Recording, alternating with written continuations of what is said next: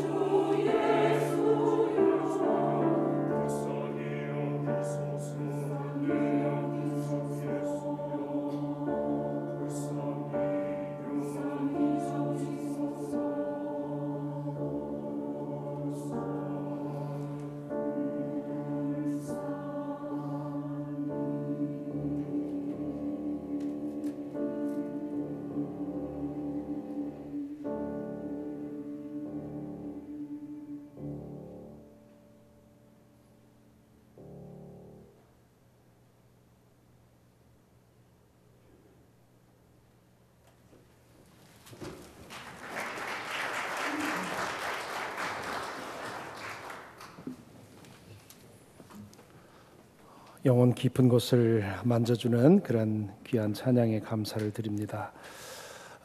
아직도 좀 쌀쌀하긴 하지만 그러나 봄이 왔습니다. 이 봄철에 더욱 건강하시고 또 행복하시기를 바랍니다. 꽃과 함께, 꽃향기와 함께 행복한 나날을 지내시기 바랍니다. 얼마 전에 미국의 다른 지역에서 목회를 하고 있는 제가 옛날에 가르쳤던 제자 목사님에게서 메일이 왔습니다. 요즘 설교를 꾸준히 듣고 있는데 목사님의 목회 방향 혹은 설교 방향이 좀 달라진 것 같은데 제가 바로 보았습니까? 하는 그런 질문이었습니다. 아마도 여러분 중에도 지난 몇 주일의 설교가 그렇게 들렸을지 모르겠습니다. 하나님의 위엄이라는 것이 제대로 알고 보면 얼마나 대단하고 두려운 것인지, 그리고 우리의 죄가 얼마나 무거운 것인지 그것에 대해서 심도 있게 말씀을 드렸기 때문입니다. 아마 그래서 거북하게 느낀 분도 계실 것입니다. 왜냐하면 죄에 대한 얘기는 언제나 우리의 양심을 불편하게 만들기 때문에 그렇습니다. 저는 이 주제들을 시간 되는 대로, 기회 되는 대로 다루어 왔습니다. 그럼에도 불구하고 뭔가 다르게 느껴지는 이유는 예수 그리스도의 복음을 지금 차례대로 설명하고 있기 때문입니다. 십자가의 복음이 무엇인지를 제대로 알려면 적어도 두 가지에 대해서는 분명하게 이해하고 있어야 합니다. 그중 하나가 하나님의 위엄이지요. 그분이 얼마나 위대하신 분인지를 알아야 합니다. 또 하나는 우리의 죄의 심각성입니다. 이 둘 중에 하나라도 제대로 알지 못하면 예수 그리스도의 구원이 무엇인지, 그분이 왜 십자가에 달려 돌아가셨는지, 그분을 주님으로 영접할 때 우리에게 어떤 일이 일어나는지를 제대로 알 수가 없습니다. 우리는 지난주에 다윗이 자신의 죄성을 자각하고 하나님께 올린 시편 51편을 읽었습니다. 그 기도를 통해 우리는 다윗이 하나님의 임재 앞에서 죄의 속성에 대해 새롭게 깨닫고 그로 인해서 진정한 회개를 경험했다는 사실을 나누었습니다. 자신의 죄성을 깨닫고 다윗은 자신의 죄와 하나님의 진노로부터 구원해달라고 호소하지요. 특별히 다윗이 하나님에게 구한 기도를 보면 세 가지를 구하고 있습니다. 첫째는 죄에 대한 하나님의 용서를 구합니다. 먼저 하나님의 마음을 구한 것입니다. 죄는 가장 먼저 하나님에게 상처를 주는 것이라고 하는 것. 그렇기 때문에 진리와 정의의 하나님은 죄에 대해 진노하신다고 하는 것. 우리가 죄를 지었을 때 가장 두려운 일은 하나님의 진노 앞에 서야 한다는 사실이라는 것을 깨닫는 것이지요. 그러므로 가장 먼저 구할 것은 하나님의 마음을 구하는 것입니다. 그래서 1절에 보면 이렇게 기도하지요. 하나님, 주님의 한결같은 사랑으로 내게 자비를 베풀어 주십시오. 주님의 크신 긍휼을 베푸시어 내 반역죄를 없애 주십시오. 둘째로 다윗은 죄를 씻어주시기를 구합니다. 죄는 지은 사람의 영혼을 오염시킵니다. 죄의 행동은 이미 끝났어도 그 영혼은 여전히 어두운 상태로, 더러운 상태로 남아 있습니다. 자신의 영혼이 오염되어 있음을 느끼는 순간 숨이 막혀서 살 수가 없습니다. 마치 오랫동안 샤워를 안 한 것처럼 그렇게 견딜 수가 없는 심령이 됩니다. 그래서 다윗은 이렇게 기도하지요. 2절에 내 죄악을 말끔히 씻어주십시오. 내 죄를 깨끗이 없애주십시오. 7절에서는 이렇게 기도합니다. 우슬초로 나를 정결케 해주십시오. 내가 깨끗하게 될 것입니다. 나를 씻어주십시오. 내가 눈보다 더 희게 될 것입니다. 셋째로 다윗은 자신의 영혼을 새롭게 지어달라고, 리폼 해달라고 구합니다. 하나님의 용서를 받고 죄 씻음을 받았다 해도 또다시 같은 죄를 짓는다면 아무 소용이 없겠지요. 그것은 결심하고 결의한다고 되는 일이 아닙니다. 우리의 이 속속들이 물든 죄성은 하나님의 은혜가 아니고는 고쳐질 수가 없습니다. 그래서 다윗은 절절한 마음으로 이렇게 기도합니다. 아, 하나님, 내 속에 깨끗한 마음을 창조하여 주시고 내 속을 견고한 심령으로 새롭게 해 주십시오. 다윗은 이 기도 제목들이 이루어지기를 소원하며 절절히 기도했을 것입니다. 사무엘하 12장에 보면 밧세바를 통해서 아들을 얻게 되는데 그 아들이 갑자기 질병에 걸려서 죽게 됩니다. 그때 다윗은 금식하며 기도하기를 땅바닥에서 그 찬이슬을 맞아가면서 자면서 기도를 합니다. 다윗은 기도할 줄 아는 사람이었습니다. 그러므로 자신의 죄의 문제를 해결하기 위해서 용서의 확신이 들 때까지 기도했을 것입니다. 속죄를 위한 제사도 아낌없이 드렸겠지요. 그렇게 그는 차츰 회복이 되어 갔을 것입니다. 하지만 그가 바라는 것만큼 흡족하게 문제가 해결되지 않았음에 분명합니다. 그것이 율법 종교의 한계입니다. 구약 성경에 율법이 많이 있지 않습니까? 그 율법은 인간이 죄를 지을 수밖에 없는 존재라는 것을 전제하고 주신 규정입니다. 말하자면 너희가 이 이상은 내가 기대하지 않을 테니 적어도 이것만큼은 지키고 살라 하고 주신 것이 율법입니다. 그리고 성전에서 제사 드리는 그런 여러 가지 복잡한 규정이 성경에 나와 있는데요. 이 제사 규정이라고 하는 건 또 어떤 거냐 하면 말하자면 너희가 율법을 지키면서 살아야 할 텐데 때때로 그것조차도 범하게 될 테니 그때에 이 제사를 통해서 너희의 죄를 씻어내라 하고 말하는 것입니다. 그러므로 그것을 가지고 우리가 지은 죄를 때때로 씻어낼 수는 있지만 근본적으로 우리의 심령을 고칠 수는 없습니다. 형식적인 종교인들은 율법과 제사만으로 만족하고 살았겠지만 그러나 영적으로 예민한 사람들은 그것만으로는 만족하지 못했습니다. 대표적인 사람이 바울이지요. 무언가 더 깊은 해결책이 없이는 진정한 희망이 없다고 생각을 했습니다. 신실한 유대인들이 메시아를 기다린 이유가 거기에 있습니다. 메시아가 오면 잃어버린 주권을 회복시켜 주시고 그리고 이스라엘을 다시 세워주실 것이라고 기대한 사람들도 많았지만 그러나 또한 많은 사람들이 기대하기를 메시아가 오시면 우리의 이 속속들이 병든 죄성을 고쳐주실 것이라고 하는 그런 믿음과 기대를 가지고 있었습니다. 바로 그것이 메시아로 오신 예수 그리스도께서 하신 일입니다. 십자가 위에서 모든 인류의 죄를 짊어지고 희생제물이 되심으로써 죄의 문제를 근본적으로 해결해 주셨습니다. 우리가 예수 그리스도를 주님으로 영접할 때 십자가의 은혜가 우리에게 임합니다. 죄의 결과만 해결하는 것이 아니라 죄의 뿌리까지 해결받습니다. 다윗이 회개 기도를 통해서 죄에 대해서 구한 세 가지의 기도의 제목이 십자가를 통해서 우리에게 미리 해결이 된 것입니다. 첫째로 다윗은 죄에 대한 하나님의 마음, 즉 용서를 구했지요.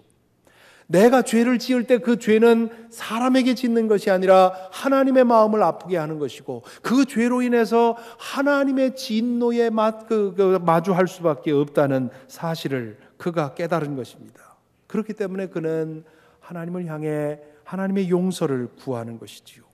그 사랑, 바로 그 사랑이 십자가를 통해서 우리에게 드러났습니다. 그 사랑에 대해서 바울 사도가 이렇게 적어 놓습니다. 우리가 아직 죄인 되었을 때에 그리스도께서 우리를 위하여 죽으셨습니다. 이리하여 하나님께서는 우리들에 대한 자기의 사랑을 확증하셨습니다. 그러므로 지금 우리가 그리스도의 피로 의롭게 되었으니 그리스도로 말미암아 하나님의 진노에서 구원을 얻으리라는 것은 더욱 확실합니다. 둘째로 다윗은 자신의 영혼을 씻어달라고 구합니다. 다윗은 우슬초로 나를 씻어주십시오 그렇게 기도하지요. 우슬초, 영어로 히삽이라고 하는 이 우슬초는 제물을 드릴 때 짐승의 피를 찍어서 제단에 뿌리는 에조브라고 하는 식물입니다.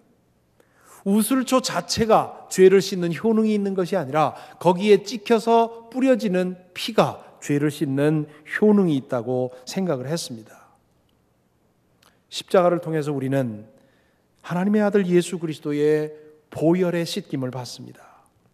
속죄 제사를 드릴 때는 이스라엘 유대인들은 이 피가 내 죄를 씻어주리라고 기대했지만, 그러나 우리가 예수 그리스도의 보혈을 힘입을 때 그 보혈은 실제로 내 영혼을, 마음과 영혼을 깨끗하고 투명하게 씻어줍니다. 십자가에서 흐르는 보혈은 지금도 살아있습니다. 십자가를 바라보고 예수 그리스도의 은혜를 의지할 때 그 보혈은 우리의 마음과 영혼을 정결하게 만듭니다. 그래서 히브리서 저자는 9장에서 이렇게 말합니다. 그는 염소나 송아지의 피로서가 아니라, 여기 염소와 송아지의 피는 제물로 드려지는, 성전에서 제물로 드려지는 짐승의 피를 말합니다. 그는, 여기서 그는 예수님을 말하지요. 그는 염소나 송아지의 피로서가 아니라 자신의 피로서 우리에게 영원한 구원을 이루셨습니다. 염소나 황소의 피와 암송아지의 재를 더러워진 사람에게 뿌려도 그 육체가 깨끗하여져서 그들이 거룩하게 되거든. 이것도 역시 성전에서 제사 때 이루어지는 일입니다. 하물며 영원한 성령을 힘입어 자기 몸을 흠없는 제물로 삼아 하나님께 바치신 그리스도의 피야말로 더욱더 우리들의 양심을 깨끗하게 해서 우리로 하여금 죽은 행실에서 떠나서 살아계신 하나님을 섬기게 하지 않겠습니까? 셋째로 다윗은 자신의 영혼이 새롭게 지어지기를 기도했지요. 그러나 그것은 바람일 뿐 율법 종교는 결코 사람을 거듭나게 하지 못합니다. 반면 우리는 십자가를 통해 새로운 심령으로 지어집니다. 예수 그리스도를 주님으로 영접하고 세례받을 때 우리의 옛사람이 십자가에 달려 죽임을 당하고 새로운 사람으로 태어나는 것이지요. 십자가에서 드러난 하나님의 사랑을 받아들이고 주님의 거룩한 피, 즉 보혈로서 죄 씻음을 받을 때 주님은 우리 안에 성령을 부어주셔서 거듭나게 하십니다. 이 사실에 대해서 바울 사도는 로마서 6장에서 이렇게 말씀하십니다. 그러므로 우리는 세례를 통하여 그의 죽으심과 연합함으로써 그와 함께 묻혔던 것입니다. 그것은 그리스도께서 아버지의 영광으로 말미암아 죽은 사람들 가운데서 살아나신 것과 같이 우리도 또한 새 생명 안에서 살아가기 위함입니다. 우리가 그의 죽으심과 같은 죽음을 주어서 그와 연합하는 사람이 되었으면 우리는 부활에 있어서도 또한 그와 연합하는 사람이 될 것입니다. 우리의 옛사람이 그리스도와 함께 십자가에 달려 죽은 것은 죄의 몸을 멸하여서 우리가 다시는 죄의 노예가 되지 않게 하려는 것임을 우리는 압니다. 죽은 사람은 이미 죄에서 해방되었습니다. 이렇듯이 십자가는 죄에 대해서 우리가 해결해야 될 세 가지의 문제를 근본적으로 해결하는 능력입니다. 인생의 모든 문제와 세상의 모든 문제를 파고 들어가 보면 궁극적으로는 죄의 그 뿌리가 있습니다. 그렇기 때문에 십자가는 우리 각자의 인생의 문제에 대한 근본적인 해결책이고 우리 인류가 당면한 모든 문제에 대한 아주 근본적인 해결책인 것입니다. 십자가는 나 개인에게도 그렇고 우리 인류에게도 그렇고 진정한 희망이라고 하는 것이지요. 이 즈음에서 잠시 멈추어 생각해 볼 질문이 있습니다. 아마 여기 앉아 계신 분들 대부분이 이 질문을 한 번도 안 해보신 분은 거의 없을 것입니다. 이 질문에 걸려 넘어져서 아직도 문지방을 넘어서지 못하고 계신 분들도 계실 것이고요. 또 어떤 분들은 믿음의 도약을 통해서 넘어서신 분들도 계실 것입니다. 그 질문은 이런 겁니다.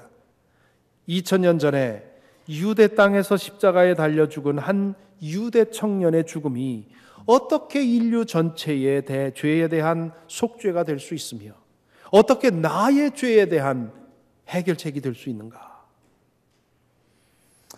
저 자신도 이 질문과 오래도록 씨름해야 했습니다. 이 질문도 역시 논리로는 언어로는 설명해서 납득시킬 수가 없습니다. 하나님의 임재 앞에 눈을 뜨지 않고는 하나님이 어떤 분이고 내가 어떤 죄인인지를 알 수 없는 것처럼 십자가의 그늘 밑에 피해서 그곳에서 은혜를 경험해 보지 않고는 이 질문이 말끔히 해결되질 않습니다. 결국은 예수님의 말씀을 믿고 십자가 앞에 한번 무릎 꿇어 보십시오 라고 밖에는 말할 수 없는 것이 바로 이 십자가의 진리입니다. 오늘날 우리는 이성에 대해서 너무 과신한 나머지 이해되지 않으면 아무것도 받아들일 수 없다고 생각하고 살아갑니다. 하지만 알고 보면 우리가 행하는 것 가운데 이해하지 못하고 하고 있는 것이 얼마나 많은지 모릅니다. 매일같이 컴퓨터나 혹은 스마트폰을 사용하는 사람들 중에 그 원리를 이해하고 사는 사람이 얼마나 될까요? 그냥 가이드북을 따라서 이렇게 하면 된다 하길래 해가면서 그것이 실제로 되는 것을 확인하면서 사용하고 있는 것 아닙니까? 질병을 치료하기 위해서 약을 먹는 사람 가운데 그 약이 내 몸속에 들어가서 어떻게 워킹을 하는지 제대로 알고 먹는 사람이 얼마나 되겠습니까? 이 약을 먹으면 당신의 질병이 치료된다고 하는 의사의 말을 믿고 그냥 먹는 거지요. 그렇게 먹다 보면 정말 이 약이 효과가 있는 것을 경험하게 되는 거 아닙니까? 일상적으로 하는 일들조차도 우리는 이해하지 못하고 하는 것들이 이렇게도 많은데 우리의 일상을 넘어서는 하나님의 신비에 속한 것들조차도 이해하는 만큼만 받아들이겠다고 생각하는 것은 지적인 교만이라고 할 수밖에 없습니다. 그렇기는 하지만 직접 경험하지 않고는 알 수 없는 것이 십자가의 신비이지만 그래도 이 십자가의 신비에 대해서 조금이라도 마음을 열 만한 단서가 없는가 찾아볼 필요가 있습니다. 그런 것이 전혀 없는 것은 아닙니다. 십자가의 신비를 논리적으로 설명해서 그렇구나 하고 완전히 설득시킬 방법은 없지만 그러나 그럴 수도 있지 않겠나 하고 생각해 볼 만한 그러면서 십자가를 새롭게 한번 바라볼 수 있는 그런 단서가 없는 것은 아니라는 말이지요.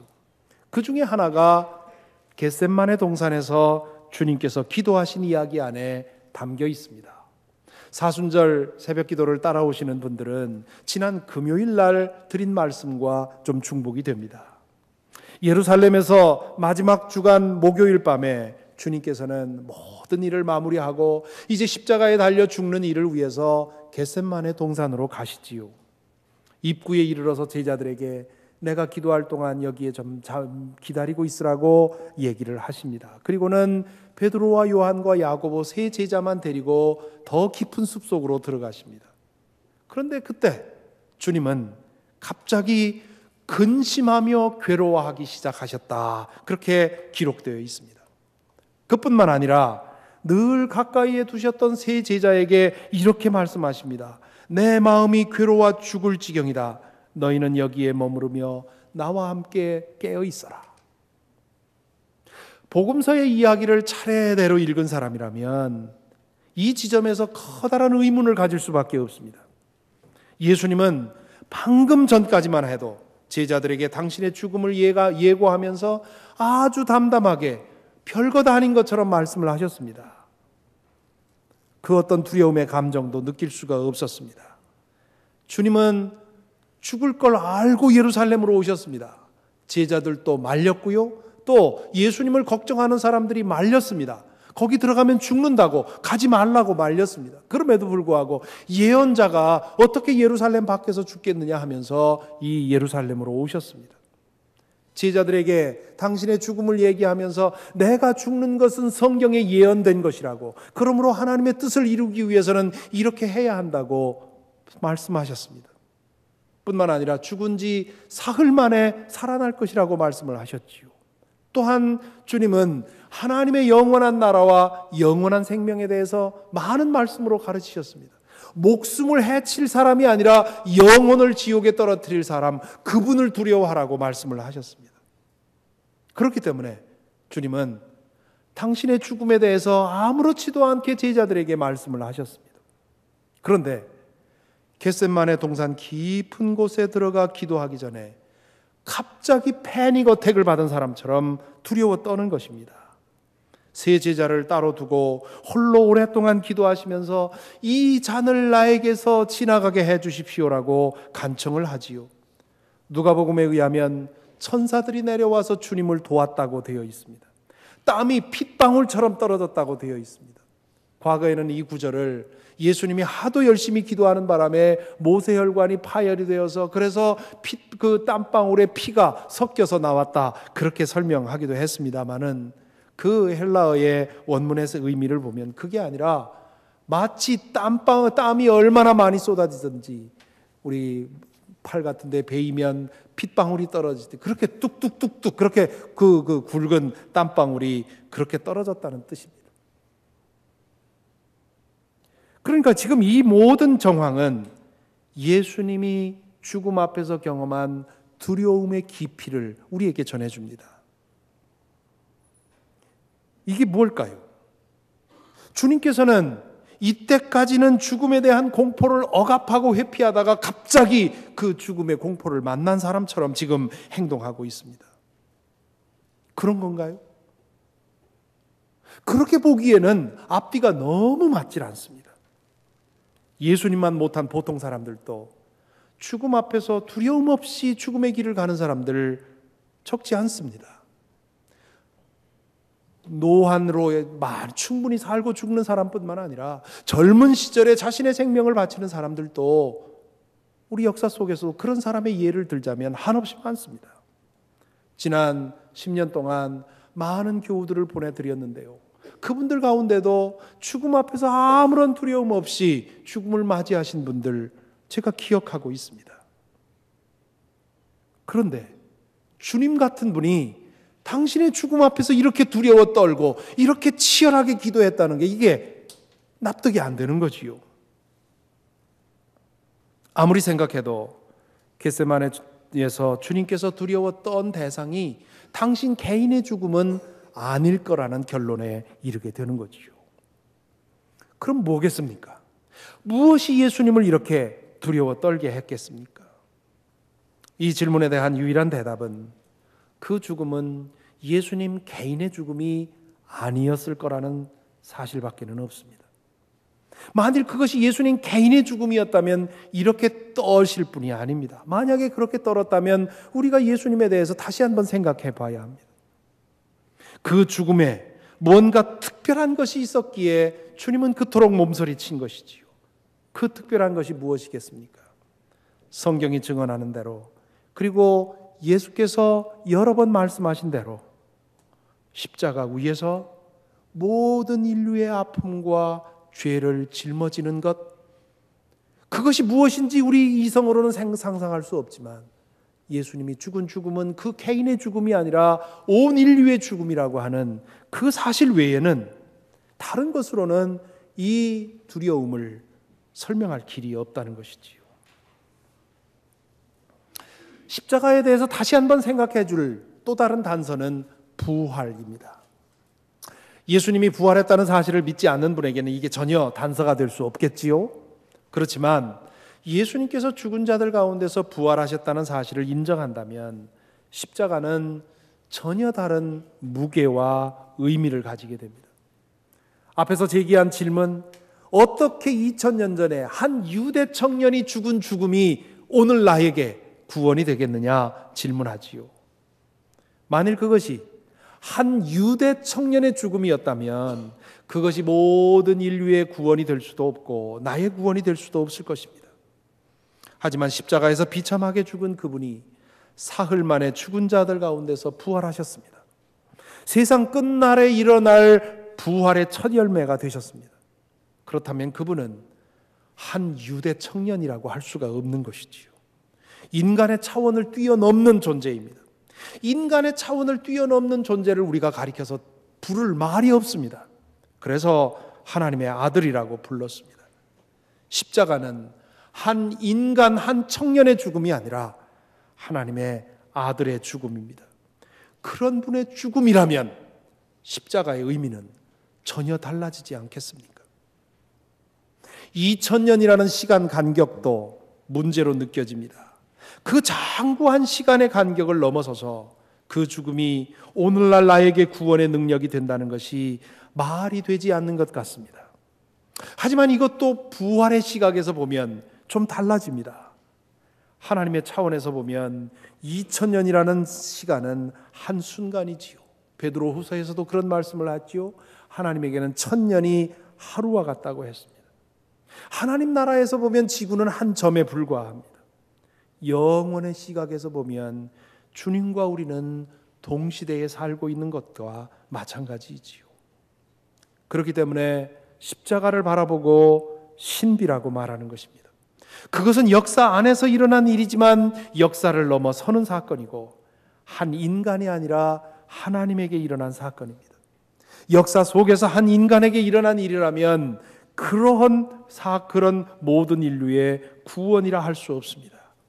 하나님 나라에서 하나님께서 일으키신 사건이기 때문에 십자가는 우리가 이해할 수 없는 놀라운 능력을 가지고 있는 것입니다. 십자가는 알고 믿을 대상이 아니라 믿음으로써 그 신비를 깨달아 아는 대상입니다. 부디 예수님의 이 겟세마네 이야기와 부활의 사건을 진지하게 생각을 해보시고 십자가가 단순한 인간적인 죽음이 아니라 하나님의 아들의 죽음이라는 작은 가능성이라도 인정할 수 있게 되기를 바랍니다. 그러면 십자가를 다시 한번 쳐다보고 싶을 마음이 생길 것입니다. 십자가 앞에 진지하게 무릎 꿇고 기도해 볼 마음이 생길 것입니다. 십자가 외에는 아무 능력이 없을 때 십자가를 바라보며 그 은혜를 구할 믿음이 생길 것입니다.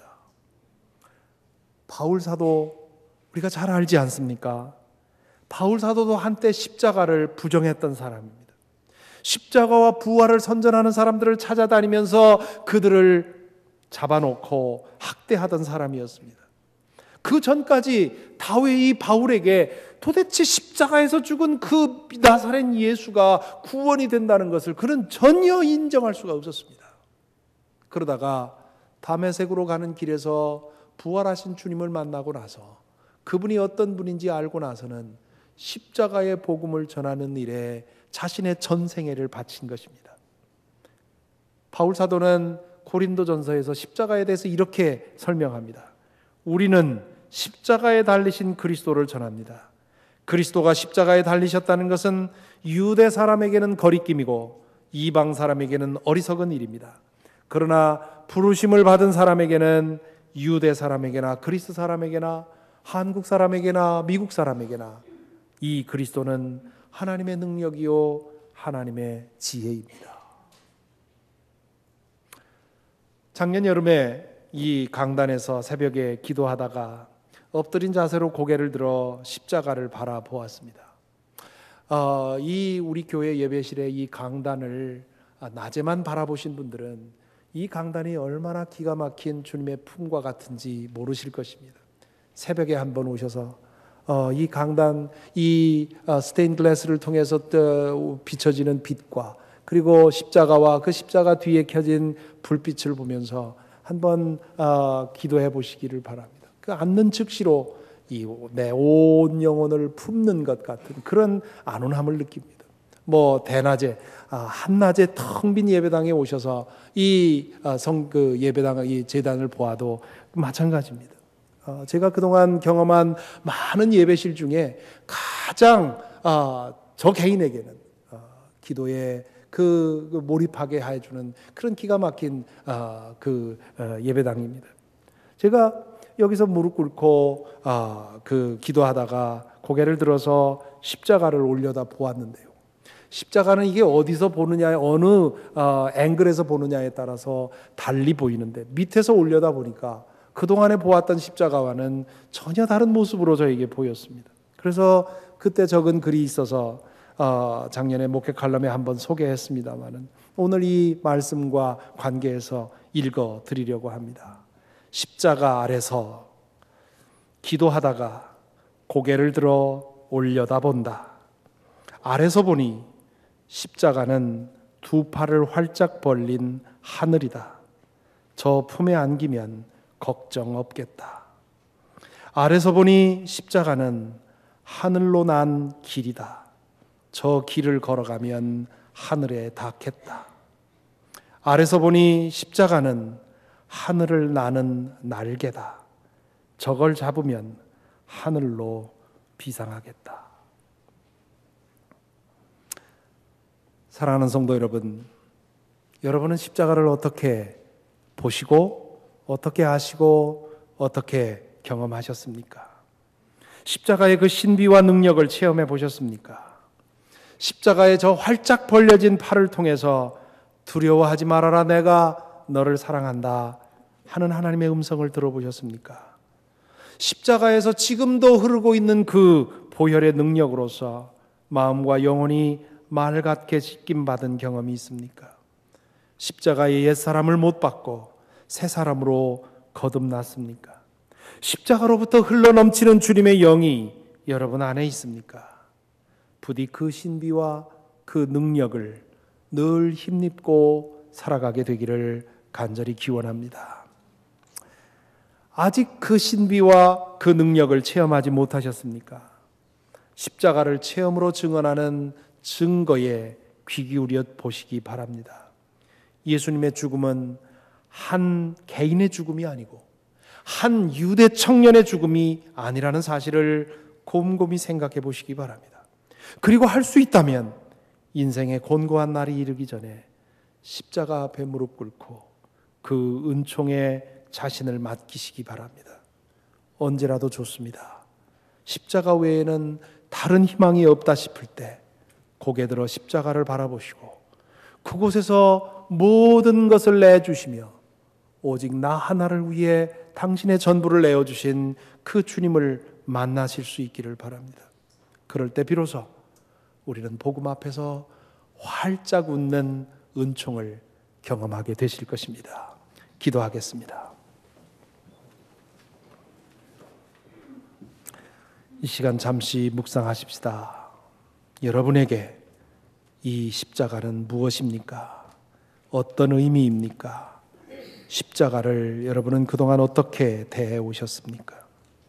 오늘 이 말씀을 통해 또한 성령의 은총을 통해 조금 있다가 대할 성찬을 통해 내 마음을 새롭게 해주시고 십자가를 바라보게 하시고 십자가의 능력으로 씻음받고 새로워지고 십자가의 능력으로 살게 하옵소서. 그 기도가 우리에게 있어야 할 줄 믿습니다. 이 시간 묵상으로 기도하겠습니다.